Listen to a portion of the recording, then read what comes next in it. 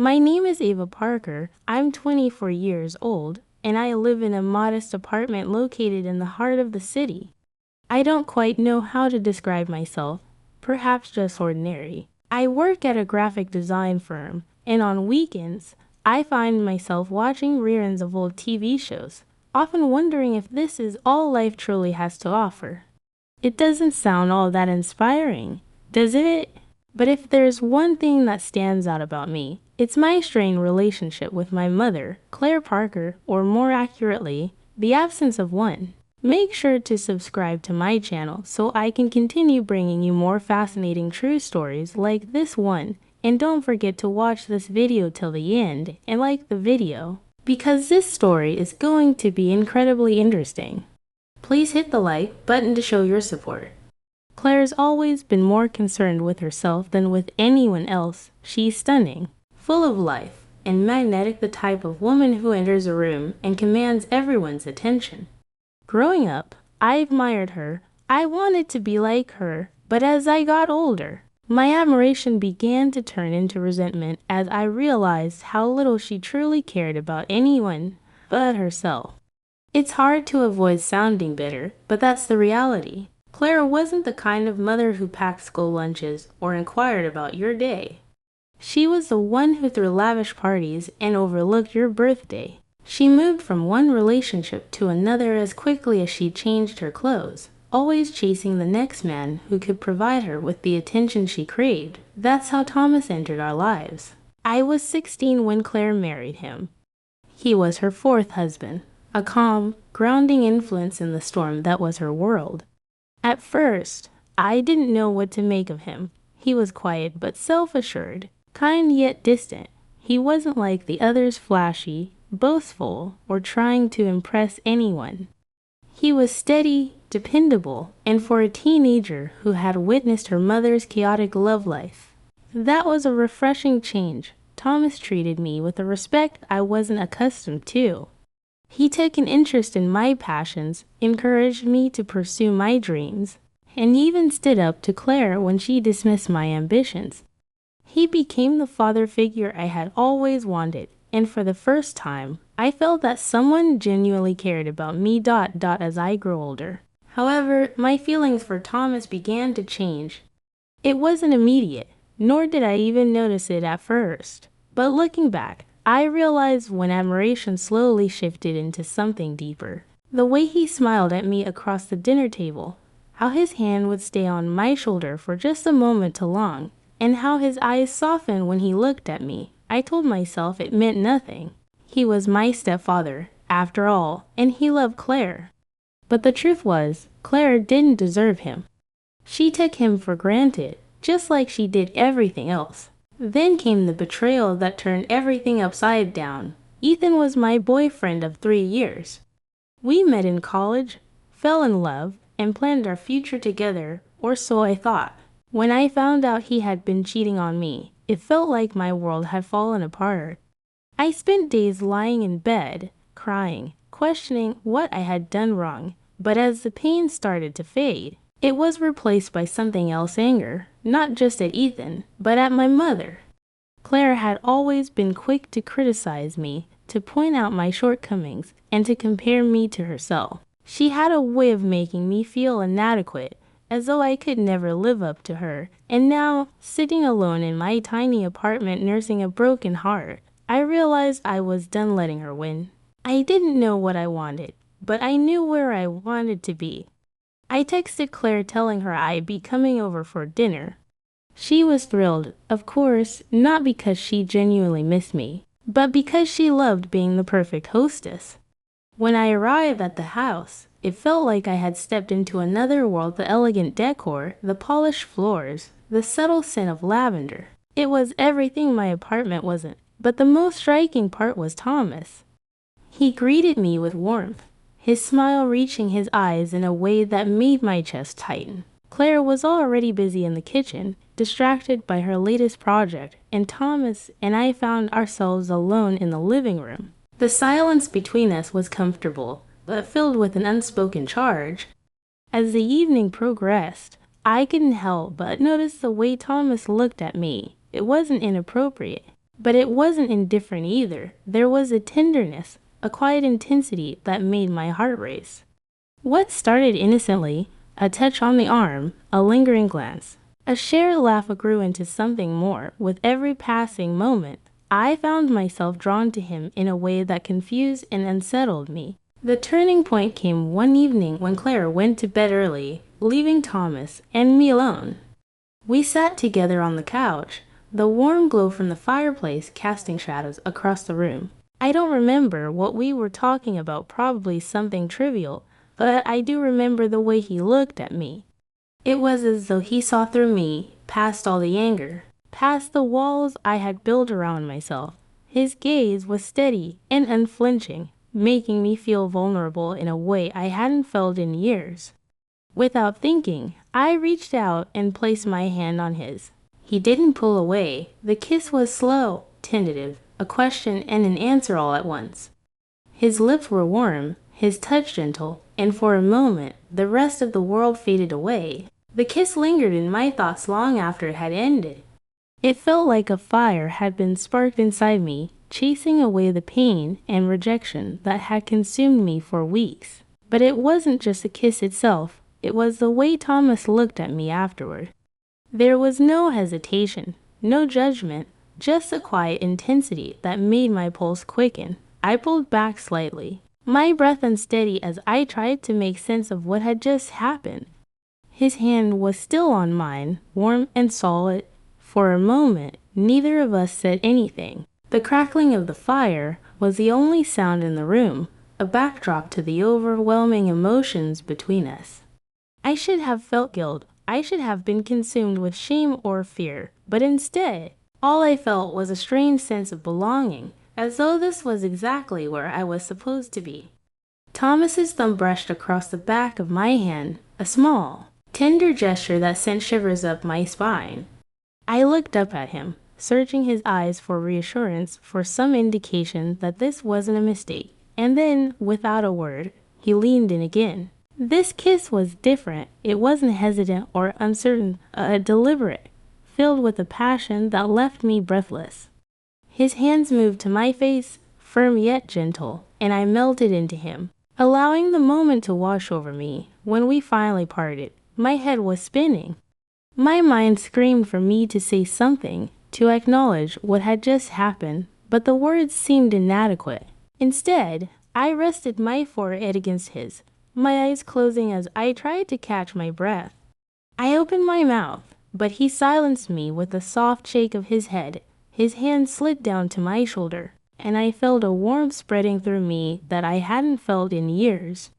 It was a deep connection, a sense of being truly seen and valued in a way I hadn't realized I had been missing. The next morning, I woke up to a storm of emotions inside me. Part of me wanted to stay in that moment forever, to remain in the safety and warmth of Thomas's arms. But another part of me was terrified. What had I done? What did this mean for us, for me, for him, and for my mother? I avoided Claire that day, making excuses to retreat to my apartment. But the truth was, I couldn't face her. Not yet. Every time I closed my eyes, I saw Thomas's face, felt the heat of his kiss, and my heart ached with the weight of what we had started. Thomas texted me later that evening with a simple message asking if I was okay. It was a small gesture, but it made my chest tighten. He cared. He always had. And now that care had grown into something I couldn't ignore. The following days were a blur of stolen glances and fleeting touches. I found excuses to visit the house when CLA wasn't around every time we were alone. The tension between us grew, a subtle thread pulling us closer. One evening, after Claire had gone to bed early, I found myself sitting on the back porch with Thomas.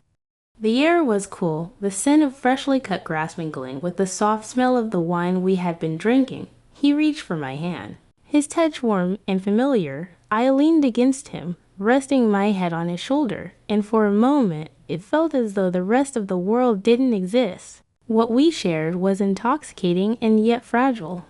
We were cautious, aware of the lines we were crossing, but no matter how much we tried to deny it, our connection only grew stronger. One night, As a summer storm raged outside, I found myself standing in the kitchen with Thomas.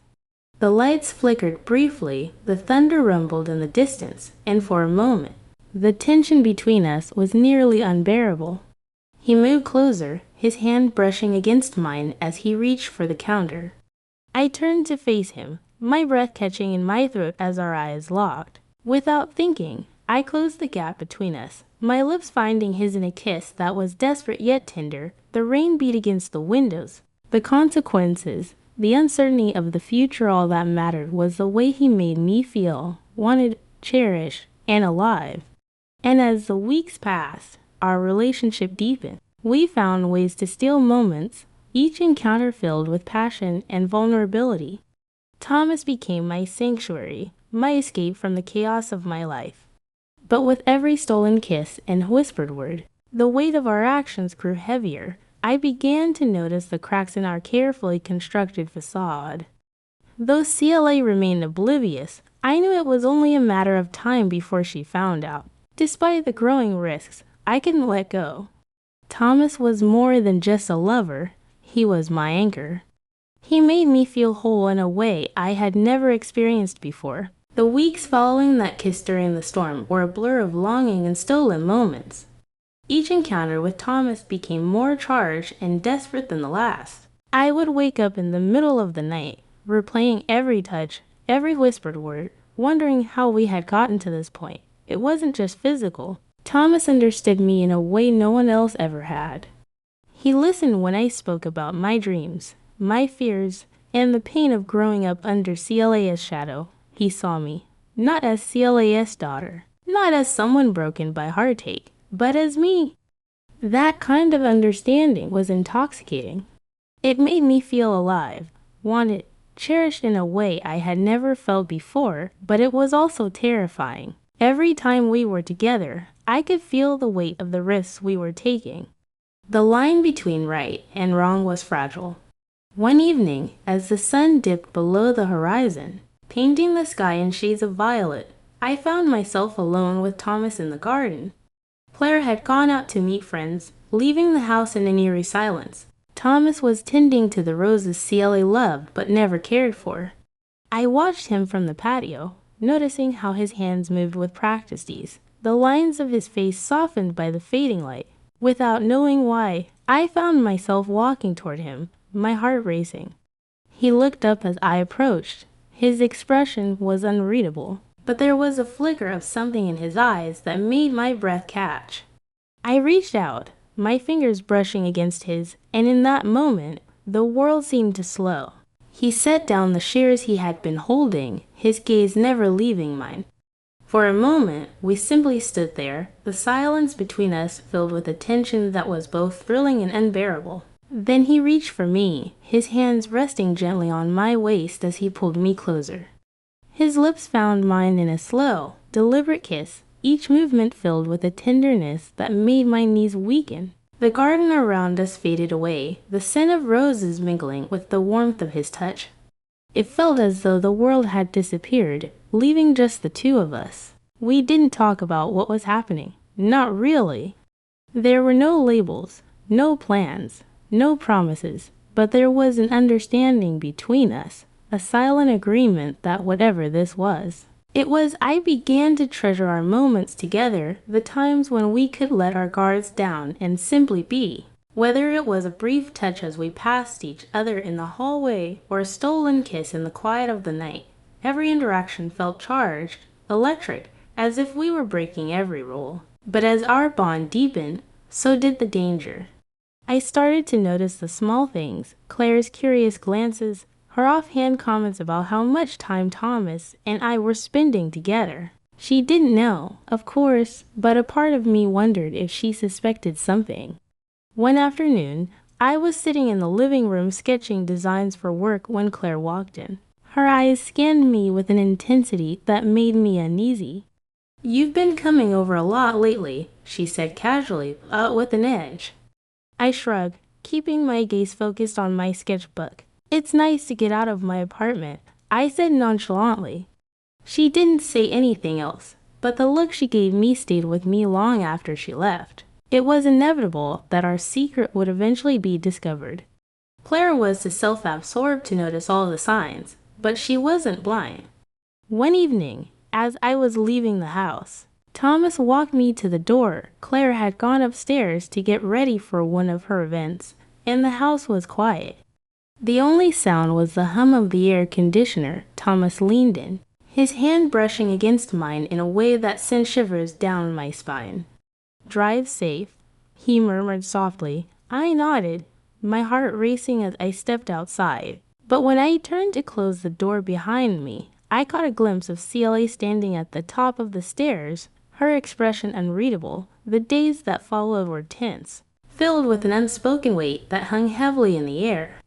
Claire didn't confront me directly, but I could feel her watching me, waiting for me to slip up. Thomas and I became more cautious, but the bond between us was impossible to hide. And then, one night, everything came crashing down. "Do you think I don't see what's going on?" Claire's voice was sharp as she pulled me into the living room. Her eyes burned with an anger I had never seen before. She didn't need to say much. I knew she had figured it out. "You think I'm blind?" She spat, venom dripping from her voice. I opened my mouth to respond, but no words came. What could I say? That I hadn't planned for this. That I had fallen in love with the one person Claire had taken for granted. Thomas stepped into the room, his presence a calming influence amidst the chaos. He didn't say anything, but the way he looked at me, the quiet determination in his eyes, was enough to steady me. "This isn't about you," I said finally, my voice trembling but firm. "It's about us." CLA laughed bitterly, the sound cold and harsh.